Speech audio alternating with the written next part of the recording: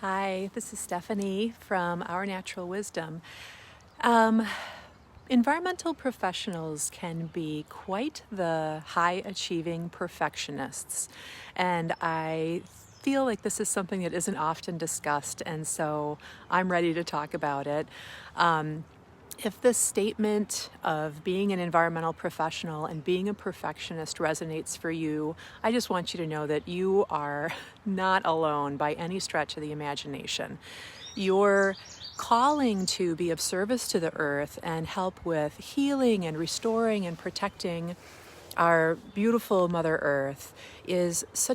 it comes from a place deep within you. You clearly have such a strong relationship with nature, and you are really seeking to do everything you can to help protect and restore the environment in any way that you do it. And that sometimes can come with a, a sense of almost uncompromising drive that everything must be perfect, and that the natural world that we have, done so many things to alter the environment, that you find yourself focusing on the places that are in trouble, that are degraded, and that are really in need of attention. Now, of course, you're going to be doing this. Of course, you're going to be led to this because this is what you are feeling called to do, to restore and protect and heal our environment. And thank you so much for doing that. I just encourage you to be honest with yourself in exploring whether you also do this within yourself, and whether you overly focus on those places within yourself that are not meeting some standard that you have defined for yourself.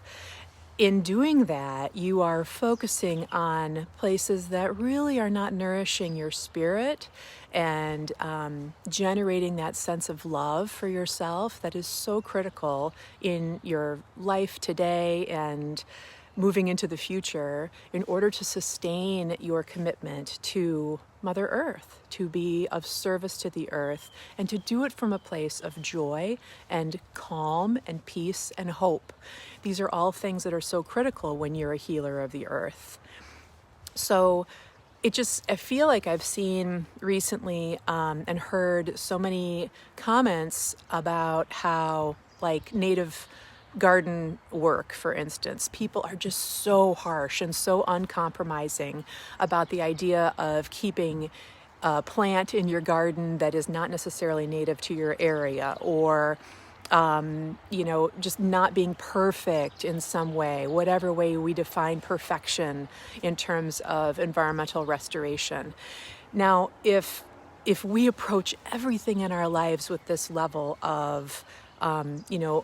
intolerance, you can only imagine the suffering that you would go through if this is how you approached life,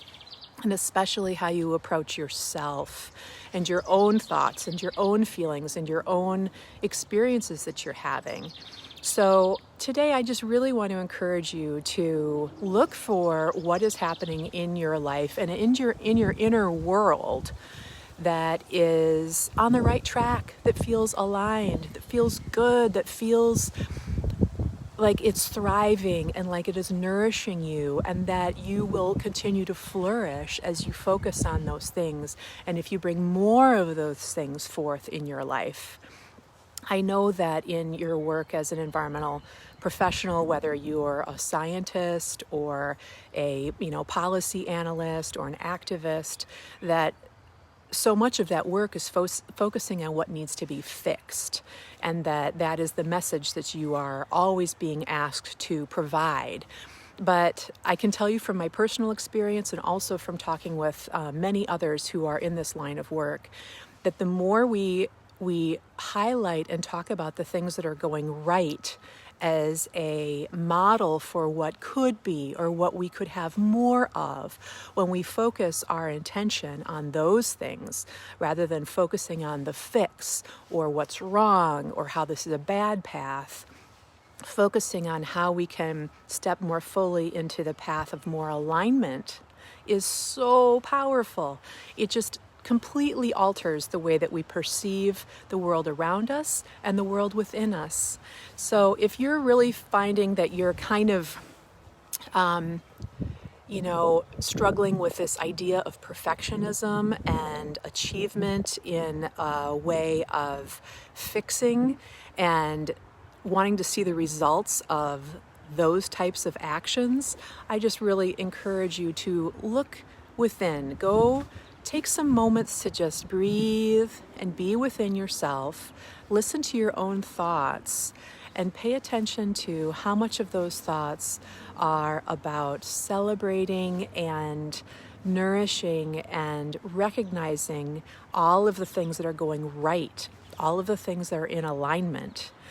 And also be aware of the thoughts that are focusing on those things that you feel need to be fixed, and whether you're perhaps being overly critical, harsh, even, punishing yourself for the things that are not necessarily in alignment in your life right now, in your work, in your personal life, in your family life. Really step into the energy, the fuel of what is in alignment and what is flourishing, and see how that feels as you go about your day, even as you're focusing on, yes, those things that need to be fixed, those things, the